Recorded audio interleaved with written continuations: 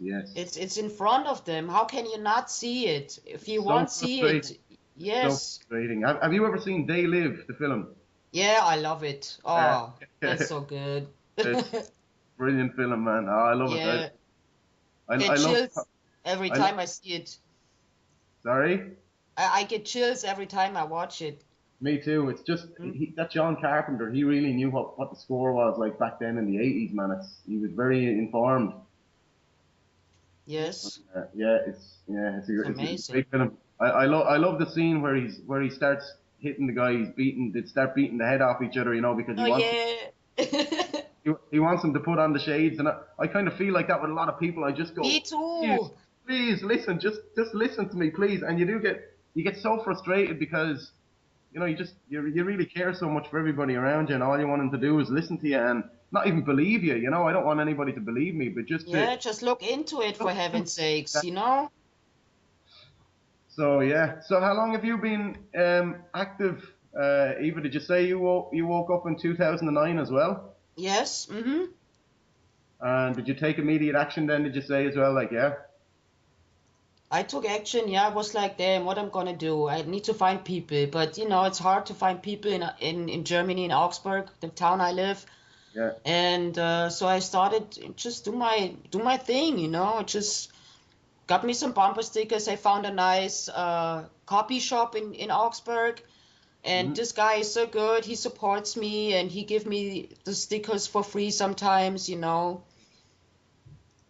that's great. And Yeah, yeah, great and you stickers, know, man. the one thing I wanted to tell you, I had a girlfriend, and I've been with her like 12 years. I mean, not lesbian. I mean, just a friend, you know. Mhm. Don't get me wrong Yeah, here. yeah. Um, and we were very close. Mm. And when I found out this, all of this with the New World Order, I was so shocked, you know. I need to tell somebody, you know. And I Yeah, was like, yeah, tell my best friend, you know. yeah, I mean, who would you run to first? You go to your best friend and tell him, and yeah, and and and then I went there and showed her the books and the videos and everything. And then you know what she said to me? She said, "It will go away. It's okay, Eva. It will go away." And then yeah. from other people I heard, she talked behind my back and she said that I went crazy. Mm. Hi, I'm back, Terry. Hey, Yeah. So What's Eva, you did you say like did you get much of a response from that friend then at first? Just she just thought you were nuts and that was it. Like, yeah, well, I just broke up the contact then because you know, I just have to move on. I cannot yeah? stick with one person. It takes a long time to wake her up, but I that's have it. to move on and wake other people up, you know? Exactly. You got to keep on moving and just keep on planting seeds. That's the main thing because nobody's going to really listen at first. You know, nobody's going to wake up straight away. Yes. You know, it's just you're telling people, you know, that Yeah. obviously the world doesn't work the way you think it does, and they don't like to be hearing things like that because the ground just goes from underneath them and they lose all confidence and you know whatever. Hmm. Got to get out of their comfort zone. But yeah, so Like that workplace I used to work, that restaurant, there was a lot of students there mhm. working there too as waitress, and I tried to tell them, you know, about the aspartame and shit like that, and then they was like, you know, was like, nah, what do you want to tell me, you little kitchen worker? I'm a student. I'm so intelligent. What you want to tell me? You know, they Yeah, had an attitude like that, yeah, you know, and it made me mad. Sometimes it just made me so mad, but then I had to realize to calm down a little bit and, you know, have some patience with them. But yeah. every time I just kept talking about it, you know, I just never stopped. Never shut up, man. Yeah, And I always gave him out, you know, some information from the internet about aspartame, yeah, and I just gave it to them, you know. yeah. Yeah, brilliant. And you're hard on the fluoride issue as well, and I think that's the issue really. That's I think we like the chemtrails in the sky. We can't do a whole lot about that apart from stop flying. Mhm. You know, tell people about it. You know, and eventually when enough people know it, it's going to have to stop. You know, but I think the Yes. fluoride in the water is an immediate issue which we can actually do something about because a lot of activists have had successes around the world. I've heard in America there's a lot of towns and states around America now that are getting the fluoride taken out. Is that right? Mm-hmm. Yeah. Yes. And So I think the fluoride is a very important issue because obviously that's all part of the mind control as well, and it's keeping people dumbed down and their memories are bad and they're just constantly sluggish. And as you were talking about the other day, Baz, you know, people going around constantly in a foggy mind, you know. That's the dog. That's no Rocky. Is that an American dog or an Irish dog? It's an American dog. Have you got a dog, Eva?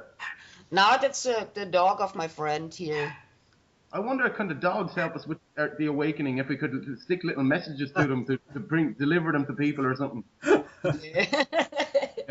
Oh, Eva, I was just wondering, as you've flown to America, what was your experience in the airport with the body scanners? Oh my God, Yeah, could you tell us about that?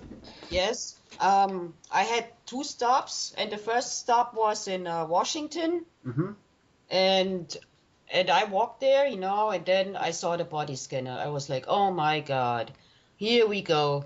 And then I asked the man there from the TSA, and I said, it was kind of older guy. Yeah. And I said, is this a body scanner? And he was like, yes. Well, I opt out, please. And then and then there was this lady, the TSA lady, and she said, yeah, now step over here. But she was friendly. She was not mean or something, you know, like you hear it many times with the control freaks there.